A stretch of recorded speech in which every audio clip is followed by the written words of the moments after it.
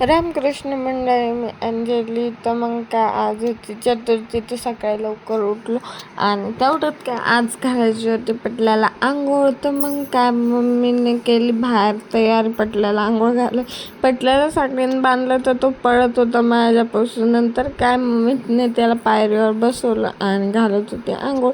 तो बाथरूममध्ये येण्याचं काय नाव घेत नव्हता. मग काय त्याला आंघोळ वगैरे घातली मस्तपैकी.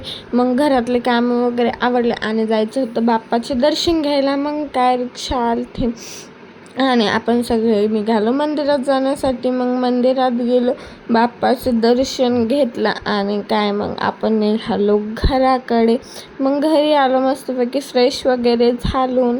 नंतर काय मग दुपारून बसलो होतो थोडा वेळ सिरियल वगैरे बघत. रात्री बघितलं नव्हतं आपण, त्यामुळे लवकरच झोपलो होतो. नंतर काय आर्या आणि मम्मी बसली होती पोकेमॉन बघत. आर्या बघत होतं, त्यामुळे नंतर चाय वगैरे झाले आणि सगळे बाहेर जमा झाले.